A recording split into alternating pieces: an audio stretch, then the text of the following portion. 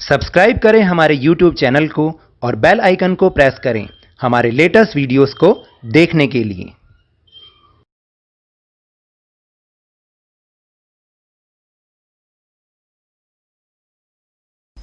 Hello and welcome to Lovneesh sir की क्लास। आज की ये शिक्षा निदेशालय राष्ट्रीय राजधानी क्षेत्र दिल्ली की वर्कशीट नंबर 49 जो कि क्लास 9th के स्टूडेंट्स के लिए है, यह ली गई है सामाजिक विज्ञान के भूगोल विषय से, जिसमें हम समझने का प्रयास कर रहे हैं पाठ नंबर 2 भारत का भौतिक स्वरूप को। और इसमें हम भारत के भौतिक स्वरूप के अंतर्गत जिस लक्षण के बारे में समझेंगे उसका नाम है भारतीय या फिर थार मरुस्थल, यानी हमारे देश का रेगिस्तान जिसका नाम है थार मरुस्थल। उसके बारे में आज हम समझेंगे। ये जो थार मरुस्थल है ना, आपको पता है ये कहाँ पर स्थित है? ये स्थित है राजस्थान में।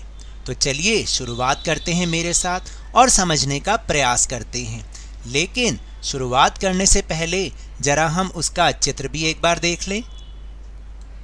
तो आप देख सकते हैं ये है हमारा भारत का थार मरुस्थल, जहाँ पर जो रेत है वो बालू रेत है और इतनी महीन है कि ये इधर से उड़कर हवा के द्वारा कहीं पर भी उड़ जाती है। कभी इधर रेत के ढेर बना देती है, कभी उधर बना देती है। और ये जो रेत के ढेर बने हुए हैं ना, इन्हें हम बालू के टिब्बे कहते हैं। और जैसा कि आप देख भी रहे हैं कि यहाँ पर वनस्पति के नाम पर बहुत कम वनस्पति है, क्योंकि यहाँ बारिश ही नहीं होती, बारिश बहुत कम होती है और सूखी जलवायु होने के कारण ऐसा होता है।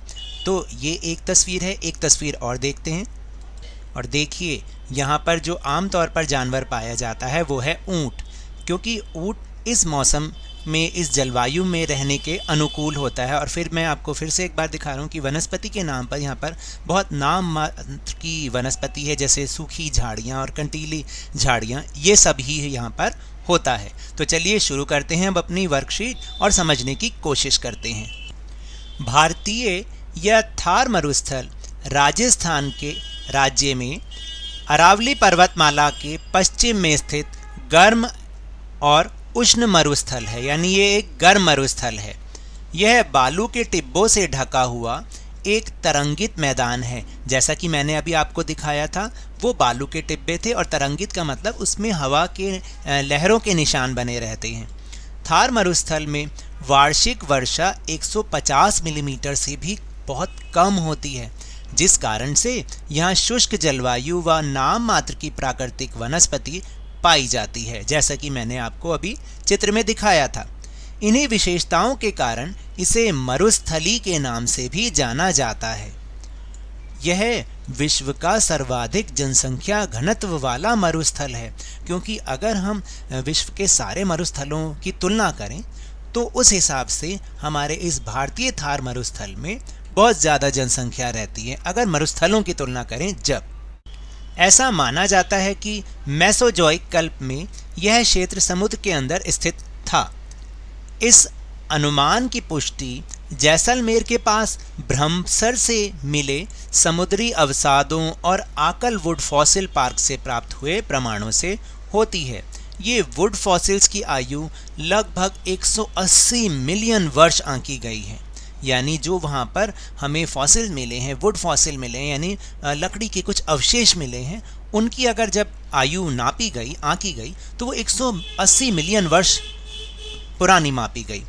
हालांकि मरुस्थल की चट्टानिक संरचना भारत के प्राय द्वीपीय पठार का ही विस्तार है, फिर भी शुष्क परिस्थितियों व वायु की क्रियाओं व भौतिक अपरदन के कारण इसकी धरातलीय विशेषताएं प्रायद्वीपीय पठार से भिन्न हैं। तो देखा आपने कि ये माना जाता है कि कभी यहाँ पर समुद्र था, क्योंकि बालू रेत का आना कैसे संभव हुआ, ये तो रहस्यमय बात है ना। तो इसलिए जो अवशेष मिले हैं उनसे ये अनुमान लगाया जाता है कि ये जो क्षेत्र था वो समुद्र के अंदर स्थित था। मशरूम रॉक, बालू का टिब्बे, बरकान, जूगेन आदि प्रमुख मरुस्थलीय भू आकृतियां हैं। यहाँ पर जो बनने वाली आकृतियां हैं उनके नाम इस तरीके से हैं। बरकान यानी अर्धचंद्राकार बालू का टीला, इसका विस्तार बहुत अधिक क्षेत्रों पर होता है, लेकिन लंबवत टीले भारत पाकिस्तान सीमा के समीप प्रमुखता से पाए जाते हैं। जब कभी आप जैसलमेर जाएं तो बरकान के समूह देख पाएंगे। और देखिए, मुझे तो ये सौभाग्य प्राप्त हुआ है कि मैं जैसलमेर भी गया हूँ और मैंने ये थार मरुस्थल भी देखा है। वाकई ही बहुत बढ़िया है।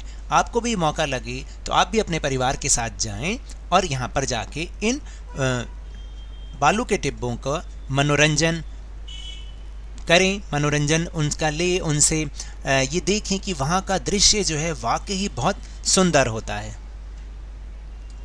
फिर ढाल के आधार पर थार मरुस्थल को दो भागों में बांटा जाता है।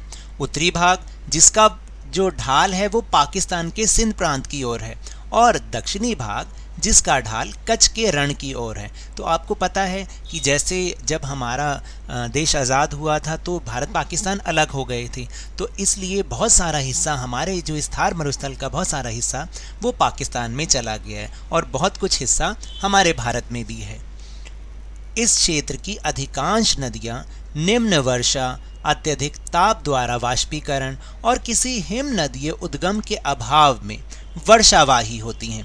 अर्थात इन नदियों में केवल वर्षा के मौसम में ही जल पाया जाता है। यानी यहाँ पर जितनी भी नदियाँ हैं ना, आप देखिए उनमें बहुत कम पानी होता है, और इसका कारण यही है कि यहाँ पर बारिश बहुत कम होती है और गर्मी बहुत ज़्यादा होने के कारण उनका जो जल है वो वाष्पीकृत हो जाता है। और क्योंकि यहाँ पर कोई हिम नदियाँ नहीं है, जैसे गंगा है, यमुना है, जो कि हिमनद से निकलती हैं, बर्फ़ की चट्टानों से जिनका उद्गम होता है, तो वो नहीं है। इसलिए यहाँ पर जो भी नदियाँ हैं वो केवल वर्षा के मौसम में ही उनमें जल दिखाई देता है, वरना वो सूखी हुई या बहुत कम मात्रा में जल उनमें दिखाई पड़ता है। यहाँ की अधिकांश नदियाँ अंत्य प्रवाह अपवाह प्रणाली का उदाहरण है, क्योंकि यहाँ की अधिकांश नदियाँ थोड़ी दूर तक ही प्रवाहित होने के बाद किसी झील या प्लाया में मिल जाती हैं और सागर तक पहुँच ही नहीं पाती हैं। अब ये प्लाया क्या चीज़ होती है? प्लाया मरुस्थलीय भाग में स्थित लवणीय झीलें हैं जिनसे नमक प्राप्त किया जाता है। यानी ऐसी झीलें जिनका जो जल होता है ना वो बहुत नमकीन होता है, उनमें नमक की मात्रा बहुत ज़्यादा होती है। इस क्षेत्र की सबसे प्रमुख नदी लूनी नदी है, जो कि मरुस्थल के दक्षिणी भाग में प्रवाहित होती है। उच्च ताप से और अत्यधिक वाष्पीकरण और निम्न वर्षा जैसी स्थितियां इस क्षेत्र को जलाभाव वाला क्षेत्र बनाती हैं। यानी यहाँ पर बहुत ज़्यादा गर्मी होती है, तापमान बहुत ज़्यादा होता है, जिसके कारण वाष्पीकरण बहुत ज़्यादा हो जाता है और बारिश कम होना। इस प्रकार की स्थितियाँ इस क्षेत्र में हमेशा जल अभाव, ये जलाभाव का मतलब जल की कमी को बनाए रखती हैं। तो ये तो थे वर्कशीट के टॉपिक। अब हम चलते हैं अपने प्रश्नोत्तर की ओर। तो पहला प्रश्न है कि थार मरुस्थल की अधिकांश नदियां वर्षावाही क्यों हैं, यानी वर्षा में ही उनमें जल क्यों दिखाई देता है। तो थार मरुस्थल की अधिकांश नदियां निम्न वर्षा, अत्यधिक ताप द्वारा वाष्पीकरण और किसी हिम नदीय उद्गम के अभाव में वर्षावाही होती हैं। अर्थात इन नदियों में केवल वर्षा के मौसम में ही जल पाया जाता है। फिर एक दूसरा प्रश्न है जो कि अभी हमने समझा भी है। प्लाया से आप क्या समझते हैं? प्लाया मरुस्थलीय भाग में स्थित लवणीय झीलें होती हैं जिनसे नमक प्राप्त किया जाता है। फिर है प्रश्न नंबर 3, विश्व के सर्वाधिक जनसंख्या घनत्व वाले मरुस्थल की कोई दो जलवायविक विशेषताएं बताइए, यानी जलवायु से संबंधित दो विशेषताएं बतानी है। एक तो थार मरुस्थल में वार्षिक वर्षा 150 मिलीमीटर से भी कम होती है, और दूसरी विशेषता है कि यहाँ शुष्क जलवायु व नाम मात्र की प्राकृतिक वनस्पति पाई जाती है। फिर चौथा प्रश्न है कि थार मरुस्थल की प्रमुख भू आकृतियों के नाम बताइए। तो वो है मशरूम रॉक, बालू का टिब्बे, बरकान, जूगेन थार मरुस्थल की प्रमुख भू आकृतियाँ हैं। प्रश्न नंबर 5, थार मरुस्थल भारत के किस राज्य में है? तो अब तक तो हम परिचित हो चुके हैं, थार मरुस्थल राजस्थान में है। प्रश्न नंबर 6, ढाल के आधार पर थार मरुस्थल को कितने भागों में बांटा जाता है, उनके नाम लिखिए। तो इसका उत्तर है कि ढाल के आधार पर थार मरुस्थल को दो भागों में बांटा जाता है। उत्तरी भाग जिसका ढाल पाकिस्तान के सिंध प्रांत की ओर है, और दक्षिणी भाग जिसका ढाल कच्छ के रण की ओर है। तो ये तो थी आज की वर्कशीट। अगर मेरे इस तरह समझाने से आपको थोड़ा सा भी समझ में आया हो तो इस चैनल को ज़्यादा से ज़्यादा सब्सक्राइब कीजिए, लाइक कीजिए और बहुत ज़्यादा शेयर भी कीजिए। और हाँ, मेरे साथ इसी तरह वर्कशीट को समझते रहिए, लेकिन ध्यान और मन लगाकर पूरी मेहनत के साथ और पूरी लगन के साथ पढ़ते रहिए। और अगर आपको कोविड-19 से बचना है ना, तो मास्क जरूर पहनिए, क्योंकि जब तक कोई दवाई नहीं तब तक कोई